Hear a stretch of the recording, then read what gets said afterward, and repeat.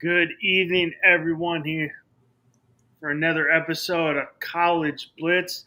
I'm Russ Morgan here with my other co host, Q from I Hate Football podcast. Thursday episode, Q, how we doing? What's up, brother? How are you? I'm doing good. I had a really surprise. Did my on deck on Sunday it was a great show. But I was surprised because I had a lot of people come out and support. Q was on there, AJ, Will, any was it NFE from the Strike Zone came out. Wow. So I mean that was great because we were talking draft, but it was good just talking baseball with everybody. I went in thinking like maybe I got one guy coming on for 5-10 minutes, and you guys stayed for a good 30 to 45. So I was pleasantly very surprised that I got the support, and I was really happy you made it on, and AJ and Will and NFE. But I'm doing good, getting ramped up, ready for college football to start here. Yeah, man. The baseball podcast was cool, man. It's like we talked about, not my norm necessarily, but man, it was a great time, man. It was good conversation, good insight. Definitely got some good perspective from you from the panel. When you talk about sometimes 5 people, right? You talk about Will, how's it going, man? There you go, Will. What's up, buddy?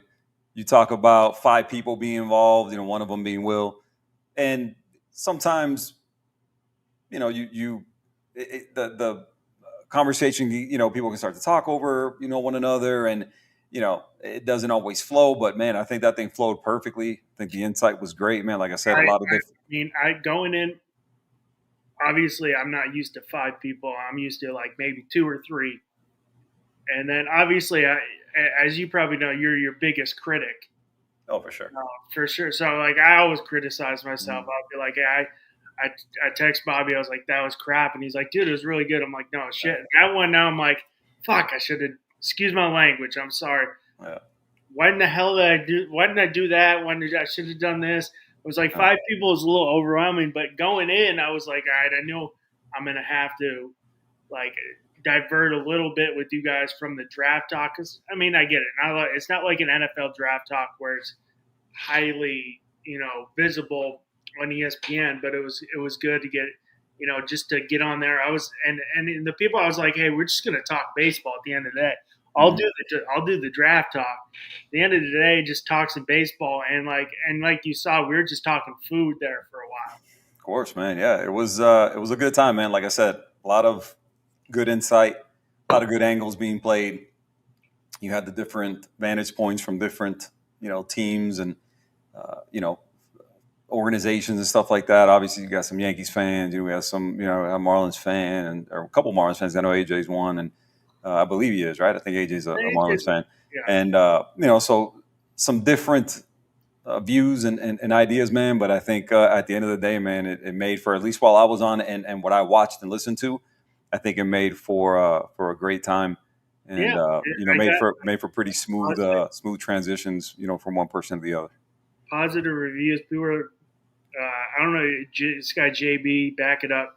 I think it's Back It Up Binge podcast. And he's like, geez, you got Will, you got all these FTS guys. Mm-hmm. I was like, they all just kind of like was like, sure, I'll come in and help out. Like, that was a good get. I'm like, it was.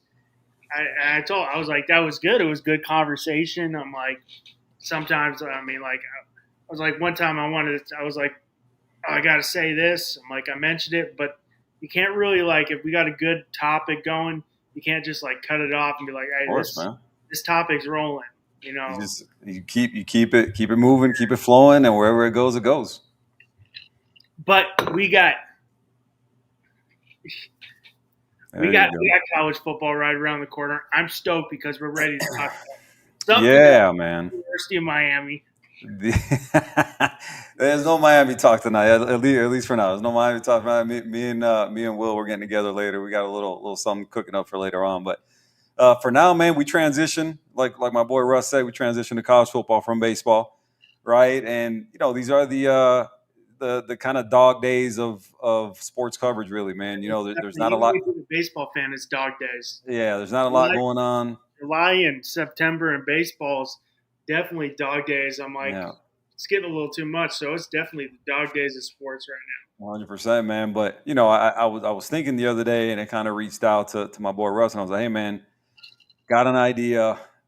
Want to do a little 5-part series, talk about some of the contenders in college football, and do a little bit different angle, do a little bit different presentation in terms of speaking about these teams, and really talk about what could possibly keep them from contending, right? Hence the name, right? And so we won't tell you who the other 4 teams are, but part 1 today is going to be Georgia, right? And for me, it was a really obvious, choice, living, in the Metro Atlanta area, and being, kind of right up the road, really from Georgia, and knowing so many Georgia fans, and they're ready to go, right? I mean, these guys are good every year, right? I mean, there's not a whole bunch to be to be concerned about typically for a team like Georgia, right?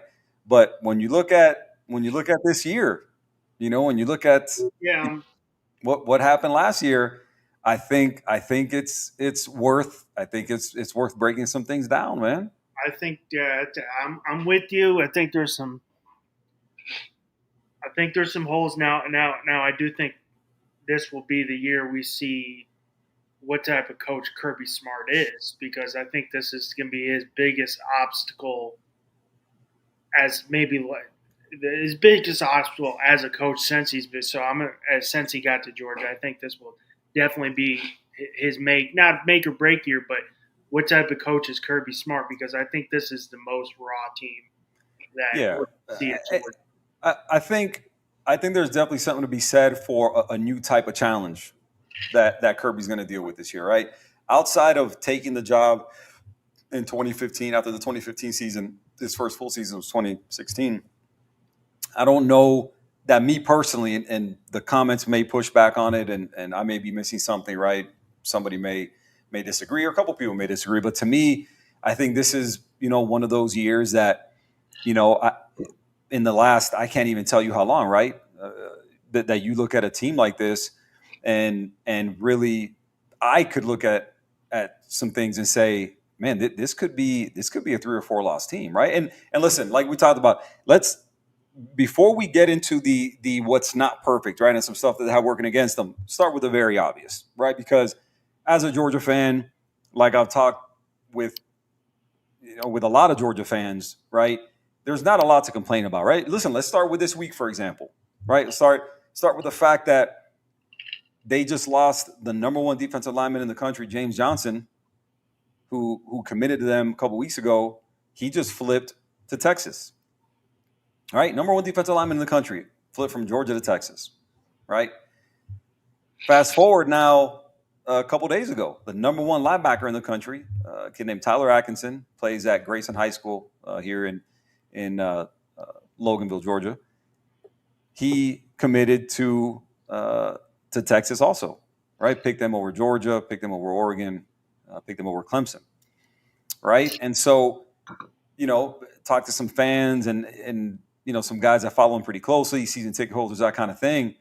And there's mixed reviews. But I think at the end of the day, right, you take solace in the fact that you look at the recruiting rankings, Georgia's number 2 behind USC, right? And this is a team that, because they are essentially just a recruiting juggernaut, right? There's a few teams in the country that pick and choose and the rest recruit. And I'm a firm believer in that, right? And Georgia is one of them, right? Georgia, Alabama, Ohio State, Oregon. I think those 4 right now would kind of put in the they pick and choose, everybody else recruits. I would put them in that they pick and choose tier, that top tier.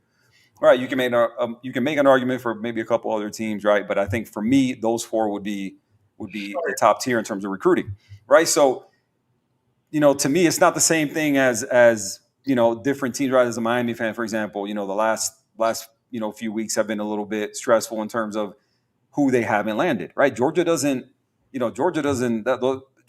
worry about who they don't land, right? Because whoever they don't land, they're gonna fill that space with another high end 4-star, possibly a 5-star. So those guys don't really have a whole bunch to worry about. When you look at what Kirby Smart has done since he's been there, they've known nothing but success, right? He got there in 2016. you look at 11-3 last year, won the SEC, right? Made it to the quarterfinal of the college football playoff. His record, in his ninth year, right? 105 and 19, 62 and 11 record in conference play, right? That's in the SEC. That's year in and year out. The only conference that can really boast being on the same level is the Big Ten, and that's in the last couple of years, year in and year out. The SEC, as we all know, toughest conference to play, in the country, right? So not a lot to worry about, to complain about for a really long time if you're a Georgia Bulldogs fan. Oh yeah, I mean the recruiting ranks. Yeah, I mean I'm with you on that. And we only made it. We almost made it 10 minutes without hearing about Miami, but Q made it at 9:57 out of Miami. So, but I mean, it was context. It was yeah, context to show the difference in it was just a subconscious in worries. I had to bring it up.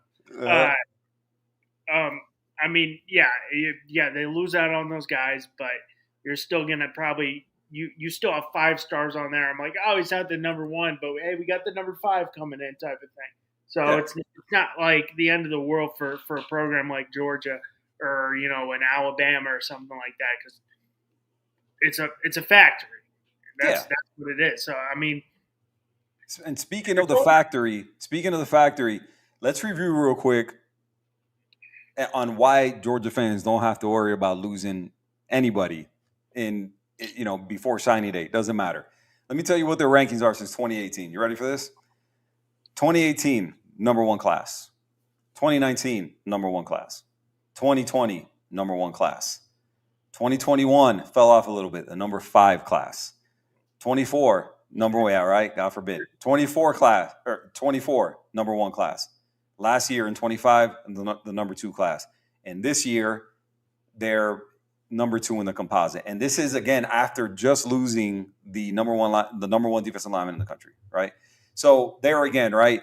Death taxes, Kirby Smart recruiting at Georgia. It's that simple. There's nothing to worry about, when it comes to recruiting. There's not much really to worry about, across the board, right? But when you sit there and listen, and I've listened to some podcasts recently, and some of the stuff these guys are talking about, again, kind of fits with what it is we're discussing here today, right? And you're hearing some of the websites talking about where they're going to finish and what they're going to do, in terms of offense, and a lot of the websites and stuff, popular websites and Twitter handles and the whole deal, they're picking this offense to be middle of the pack, right? And we start with what I think is a very obvious first place to start, and you look at the schedule, right? And I'm with you on that. I think at Georgia, even though I think it's an easy pick to say, offense middle of the pack, but they're going to be right there. I think that's kind of the gimme easy kind of backing out of it, right? But yeah, I'm with you. Look at that schedule. I mean, Tennessee, you play Tennessee, still be tough. You play Alabama. I mean, the one positive I'll say for Georgia's sake this year, even though it's a really tough schedule, as minus they did last year, is they play all those tough games in Athens, as opposed to last year. A lot of those tough games were on the road. I mean, you got Bama at home. You obviously got the neutral site game against Florida. You got Texas at home. That's the only positive I see. But I mean, yeah, the schedule sets up interesting. First of all, it's tough, not unlike a lot of other SEC teams, right? Florida being one of those teams, they're playing a really tough schedule. But when you look at in order, right? You talked about the toughest games being at Sanford Stadium in Athens, but you go in order, right? September 13th at Tennessee. Listen, I know Nico Yamaliava's not there anymore, but that's not a given, right? Now, would I pick Georgia? I'd probably pick Georgia.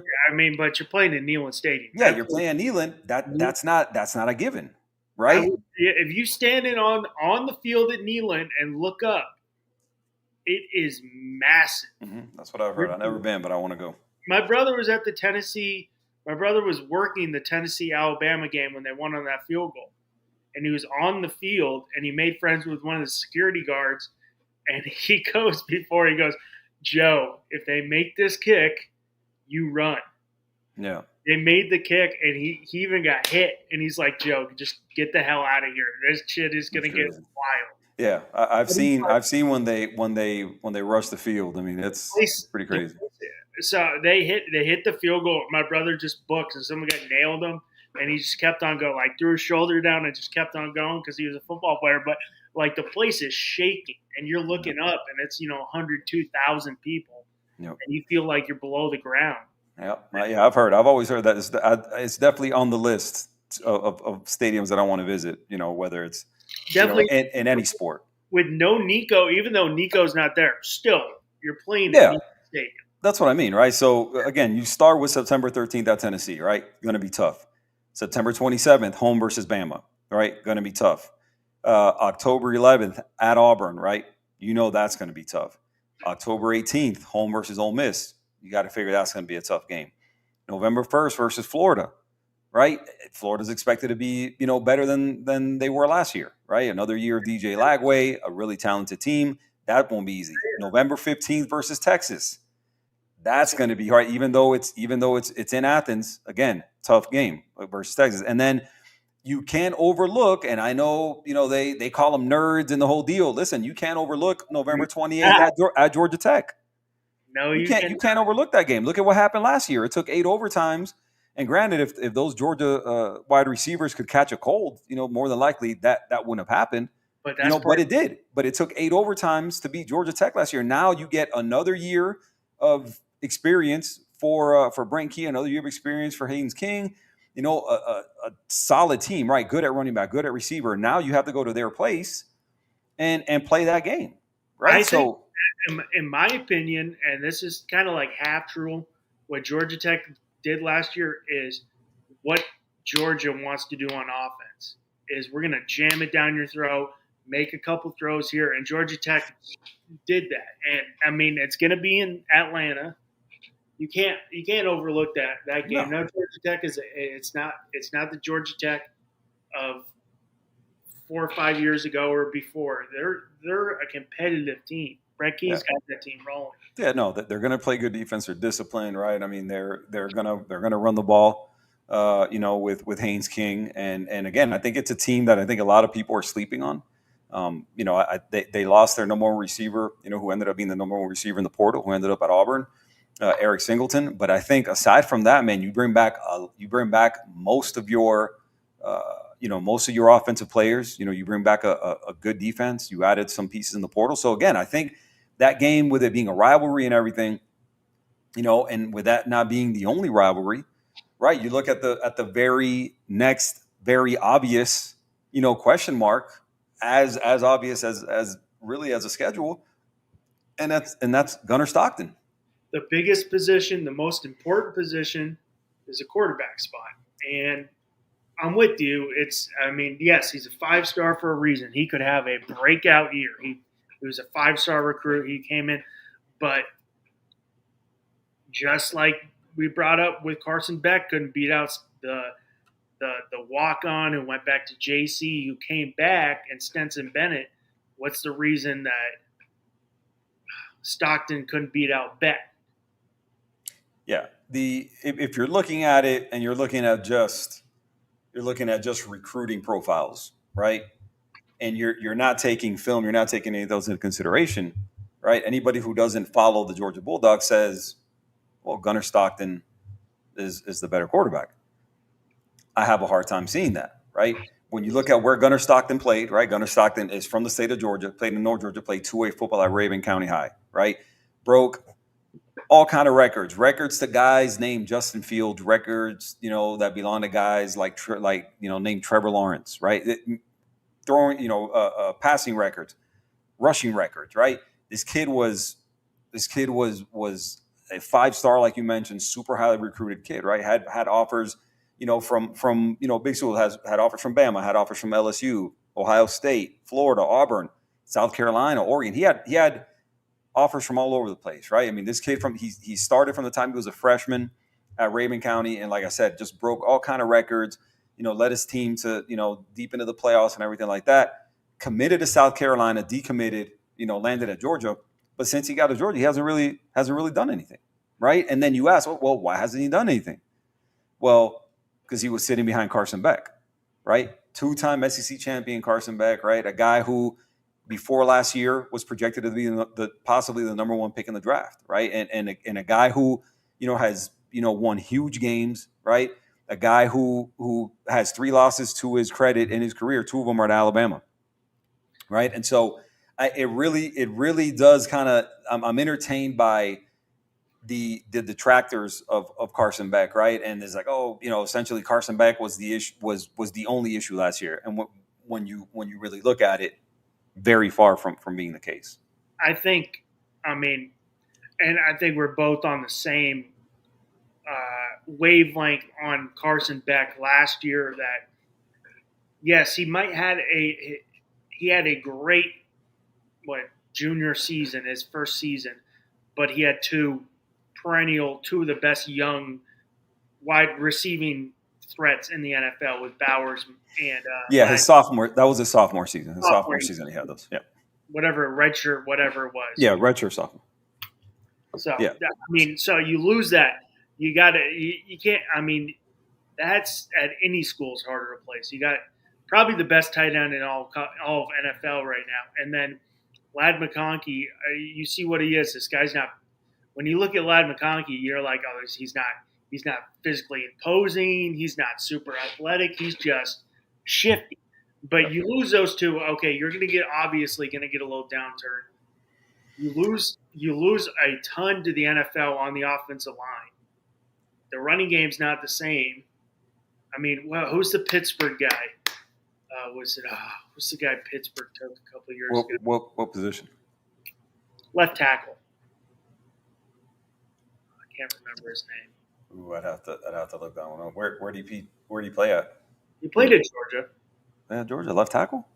Yeah, he got drafted 15th overall. I know this because this Bill Belichick's last year with the Patriots, the Jets were at 15. Patriots were at 14, didn't need a left tackle, and Bill Belichick took less to move back to screw the Jets. He took a first and a third, and the value was like a first. It was like insane value. He took first and a fifth. He could have got a third, just to screw the. It was classic Bill Belichick. I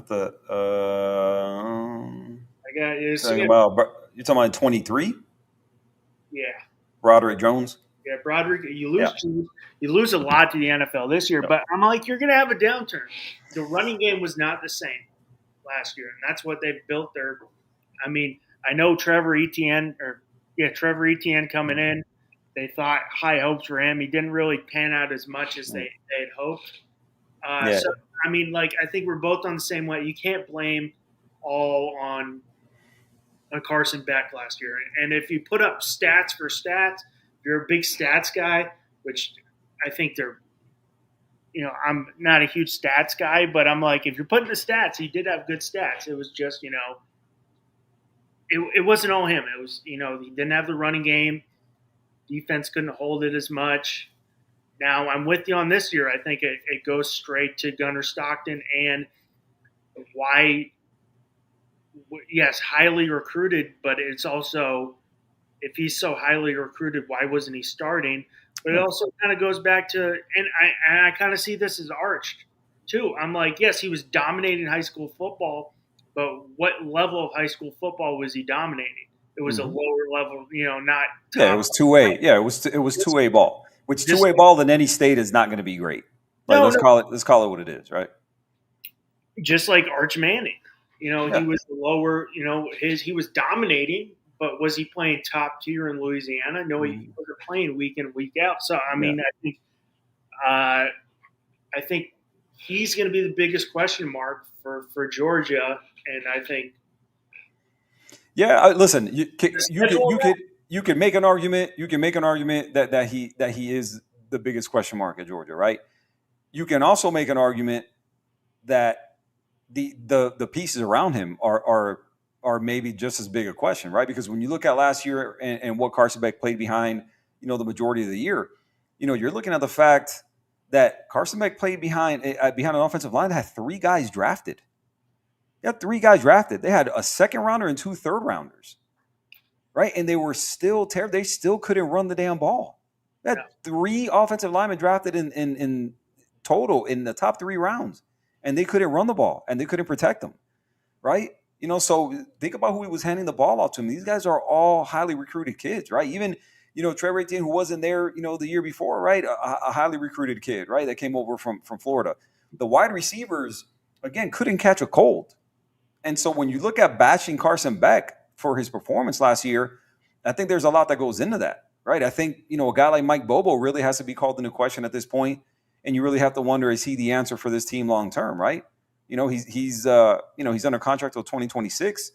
But you really have to question, okay, is this guy the answer? He's a guy who's not popular in the fan base. He's popular to hate on, to talk trash about, but he's not somebody that the fan base wants. A guy like Stacy Searle is that offensive line, the offensive line coach. 5 Sports is in. Mike Bobo sucks right off the bat.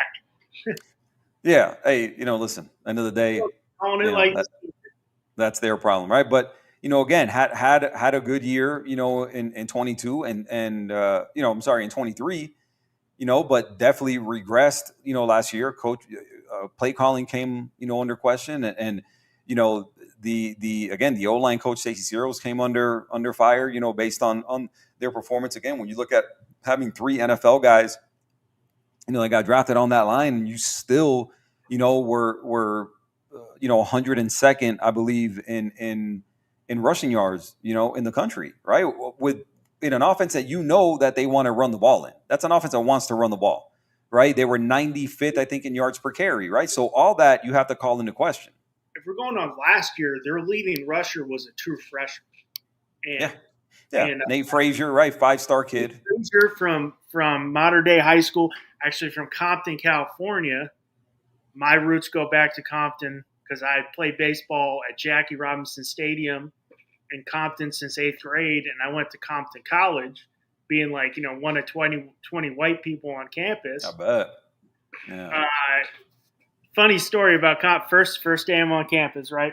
We played this team. It was called the Seabats, who played it was my coach's his best friend, his team. He ran like a nonprofit, and they had this guy, we called him Big Mike, and he was Big Mike. He was like 6'6", 340 pounds. Damn. I'm walking on campus. I got like my hat on, my backpack. I got jack shit. I might have like $5 in my wallet, no credit, no cards or anything at that time. I'm an 18-year-old kid. See this big guy, he's facing that way. 2 guys start tearing me down. They start coming at me. He turns around and goes, "Rusty," gives me a big old hug. He's like, "What's up, man?" They come over, they dab me up like, "Are you cool?" I'm like, "Oh, thank you. Thank you. Thank you, Mike." This means a lot. But it was, your leading rusher on that team was a true freshman. Yep. You have question marks with their wide receiver core going from last year. Yes, you get a big transfer with Branch, was it Zachariah Branch from USC. Mm-hmm. But he's been a kind of a question. He's been a question mark at USC too ever since that massive first game. There's no guarantee there. And he was a guy who was really in demand when he hit the portal. But I think he was in demand based on his 5-star status. When he arrived at USC, I don't think there was a production type of pursuit. I think it was more a potential type of pursuit. What can this kid turn into? But he had a good freshman year, had a mediocre sophomore year, right? And so again, I think with this kid, when you lose transfers, you bring in transfers. To me, it's one of 2 things, right? It's either production or potential, right? And with Zachariah Branch at this point in his career, it's very much potential and what he might turn into. If you're looking what might he turn, if you're going off what his freshman year, his first couple games, it was electric. Yeah, electric, 100%. Those first couple where he had the massive kick returns, all the athleticism coming up, but ever since that, it slowly started going downhill. But the potential is there because of that unbelievable 100%. athleticism Yeah. he Yeah. has. Yeah. I And mean, also, you lose 36 guys total, either to the draft or the transfer portal. And we're talking a lot of offense, but also talking what they lost on the defensive side to losing guys to the draft, not just this year, but from years past. I mean, you lose Jalen Walker, you lose Malachi Starks, who Starks and Walker were, not just leaders on that defense, leaders in the clubhouse. mm-hmm. Or in the, you know, Yeah, you lose. Listen, the Georgia losing talent every year is it's just a normal thing, right? They're one of the programs that reload, they don't rebuild. Every year they have a ton of guys drafted, and that's one of uh, the allures of the University of Georgia, right? Not only do they win consistently, right, but if you commit to Georgia, if you commit to play football at Georgia, you stand a really good chance of being an NFL prospect, getting drafted high, making a team, right? And so there again, it's what they do. It's what Kirby Smart has done since the time he took over is recruit his ass off. Like we talked about his recruiting classes. And it's not only that they recruit, right? They recruit and they develop, right? And so when you look at that and that being the case for this program, it's even more surprising that they had a performance like they did last year. That's why I call the coaching into question, right? Because when you have that amount of guys on one unit that get drafted, right, you wonder, okay, well, why weren't they better, right? When they recruit the way they do, again, and they lately, I guess they just haven't hit on some of these guys on the offensive side of the ball. They've transferred or what have you, but very surprising that they did what they did, right? And now you add to that, right? Going back to what we were talking about, right?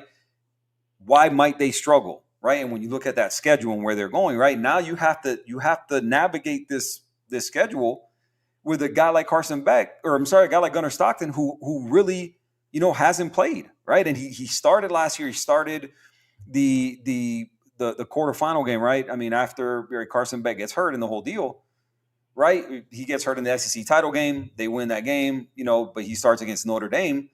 But you look at it and you say, well, okay, what does this look like now with an offseason where you're getting all the number one reps, right? What does this look like now, with him starting? And listen, you can bet on intangibles all you want. And if you hear the Georgia people talk, they're like, he's this, he's that, he's a great leader, he's just a regular guy. He's, I think some of that is a shot at Carson Beck a little bit, but they seem to love him, right? And that's fine and that's cool. But what's going to matter is what happens when he steps between those lines, right? And that remains to be seen. And now you're a first-time starter, right? And granted, this is going to be your fourth year in college football. So the fact that you've been there for a while will help you, but you've never gone to any of these stadiums, to play a game, right? And now you're playing. Not only do you play a tough schedule, but you're playing by and large, the best collection of coaches in the country, right? You don't have Ryan Day, Dabo, that kind of thing, but as a conference, the SEC hands down has the best collection of coaches in the country.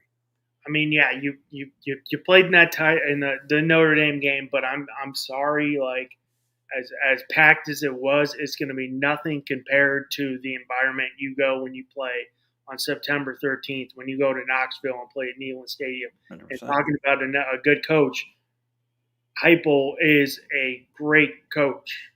Yep. And that's yes, the environment's going to be nothing like you're ever going to see in your life. Raucous.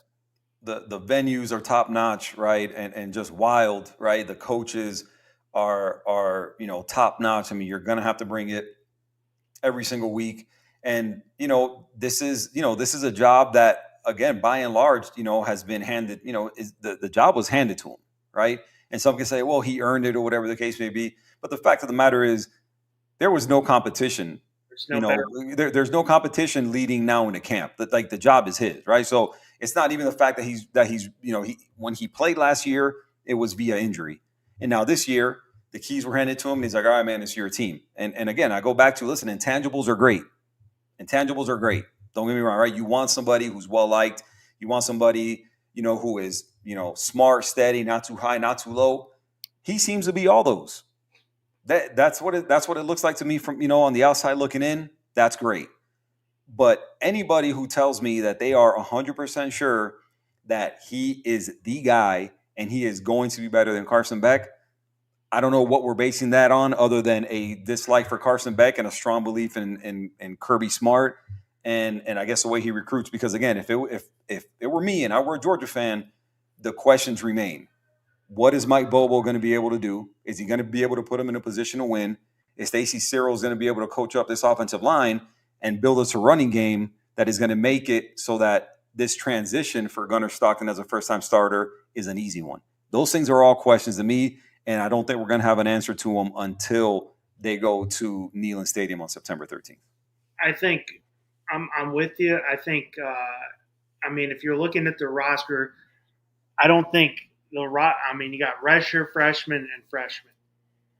That's not if you've noticed anything about Kirby Smart's tenure in Georgia, he's not a big guy throwing these young guys in. He likes experienced quarterback with Carson Beck, who was in the program for 3 years, with Stetson Bennett. It's gonna and if you're going on, if you're going on upside, this is the guy who likes manage the game, run the ball, make a big throw here and there. That's going to come down to what if you can do that, Georgia be successful. Hey, you manage the game. We have a good running game. We control the ball. You have to make 3 or 4 big throws, and that's how we're going to win. And that's how I view how Kirby Smart wants his team to be. If you're looking. It is at his tenure in Georgia. Run the ball, we dominate the clock, we let our defense talk, and then we need 3 or 4 good throws from you that really help us out. But manage, be a good man. Because if you're looking at it, Stetson Bennett, when they were winning, was a great game manager. He did exactly. Yeah. And Carson Beck, when they were winning, he was a great game manager. Now he could be better than Stetson Bennett. I think it was just. And it also could have been the talent that he had on the outside made him look very good too. But that's in my view, that's what looks like what Kirby wants. He was like, hey, we're going to run the ball. Our defense is going to talk. He's a defensive guy, obviously, and 3 or 4 times we're going to lean on you. I think the running game could be better just because Gunnar Stockton's got better legs, but you're throwing a guy. The SEC is a whole different level. This is a whole different ball game than anything he's ever going to go with.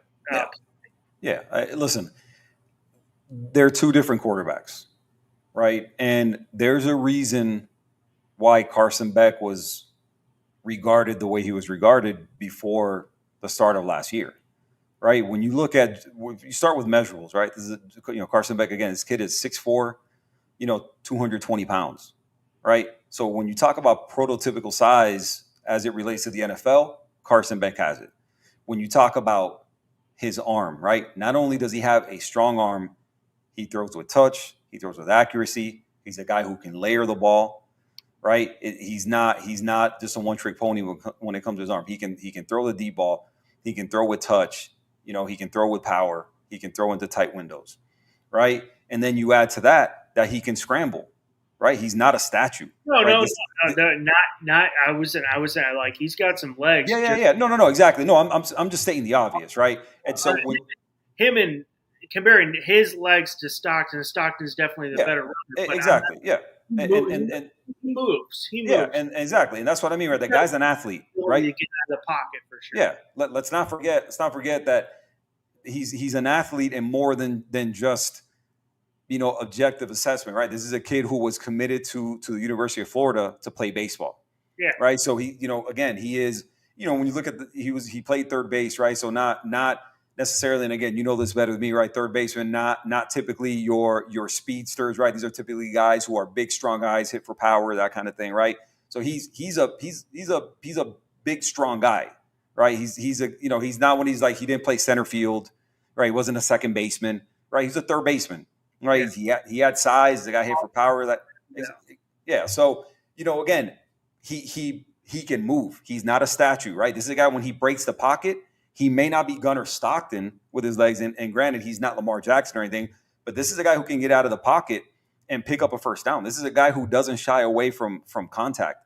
He's not one of these guys who, oh man, I better slide. He probably should slide, but he's a guy who doesn't mind lowering his shoulder and taking on contact, right? So to say that Gunnar Stockton is now, like you mentioned, is Gunnar Stockton a better runner?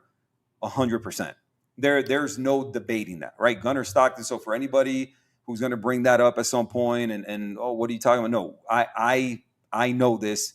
I recognize this. There's no comparison there when you're talking about who is better, on the run, right? Who uses their legs better. But that is to say that Carson Beck is no slouch when it comes to being able to break the pocket and pick up a first down, right? I think we both can agree it's going to come down to what Gunnar Stockton. It's going to be Gunnar Stockton. You're going to win or lose with the guy. Yeah, and on that we got I on Hard Rock and probably most places over under 9.5 wins. Man, listen, like I said at the start of the show, this is the first year in a long time that I would have. Listen, they're good for 10 wins every year. We know this. This is the first time in a long time that I could, if it were my money that I were putting down, and I know this may be blasphemous to people, and I guess you know what I'm going to say, but I would take the under on that 9.5 this year. I'm going. You're going. It's going to come down. I'm going to say Georgia Tech game's going to come down to get an over or under, in my opinion. That last game in Atlanta is going to be the over under. Listen, man. Also, I wouldn't sleep, like you said, wouldn't sleep on Auburn. I think they're going to get better. Dude, even before that Georgia Tech game, listen, man, there are a lot of trip hazards before that game. Again, man, that's why I wrote down, listen, 1, 2, 3, 4, 5, 6 games that if you told me, again, I'm not predicting they're going to lose 6 games. What I'm saying is they're going to be in dogfights in these games. And then I'm also and this might be my Georgia being like, hey, this SEC. They go to play Kentucky every year. I'm like, pencil that in for an easy W. Well, Georgia plays Kentucky terribly every time for some reason. Yeah. For some reason, it's like, hey, we squeak out a win by a field goal every time. Mm-hmm. So I'm like, every time I go in, I'm like, oh, I'll take Georgia to cover easily, and then it's like, damn, I missed a parlay because of Georgia again. Yep. Like, why do I keep on doing this to myself? But I think that over-under is going to be – I don't think I'd bet on it. I don't really like to bet over-under because I'm going to have to put money and weight on a win total. But I think it's going to be close. And obviously, I don't want to give off any hands because I know we probably want to do some predictions when we get closer into the season. Because we're right around this summer's flying quick. We're right here. We're almost a little over a month from the first game of football. I know you're going to be out there at Hard Rock Stadium when they play Notre Dame. Then we got LSU Clemson the day before. So, I mean, I'm probably not moving off the couch on that day. Just make sure I got my cooler right there, Oh, yeah. Yeah, I'm looking forward to it, man. I'll be down in Miami. I'll get down to the 29th. I already talked to my brother for that football day on the 30th. We're going to be by the pool, TV on, grilling. I told him, I said, I'm not moving. I am not moving from your house that Saturday. Whatever we got to do, we're going to do it Friday because Saturday I will be out of commission watching football. And then Sunday, heading over to Hard Rock early on to tailgate and do all that, man. So that weekend is going to be – that's the only game on the slate. Yeah, that's it, man. That's it. And it'll be a 7:30 kick. So by the time that game – by the time 7:30 comes around, I may be, 2 sheets, possibly 3 sheets to the win when that one comes around. So we'll see how that goes. And but it's going to be a fun weekend, man. August 30th can't get here fast enough, man. Where I think everybody's ready. We're sick of talking. We like talking recruiting. Don't get me wrong. We like talking about. Yeah, we like talking about. Some of these kind of, different angles and different views on some of these teams. But I think I speak for everybody when I say football can't get here fast enough. I mean, I love baseball, but I'm a sports nut. Yeah, man. All right, guys. Listen, this I think this is going to conclude the episode. This is this is part one of a 5-part series that we got coming up for you guys. We won't reveal who next week's team is that we're going to discuss, but we'll put that out next week. So make sure you go ahead and tune in, and we'll have some more good material for you guys. Until that time, man. Go ahead and subscribe to all the channels here on FTSNX with my boy Bobby. We got a lot of good programming, a lot of good material with so many talented people, great people on this channel and on FTSN. So do us a huge favor, like and subscribe. Stay tuned for next week's episode. And until then, I am Q. I'm Russ. All right, guys. We'll see you next week. Y'all take care.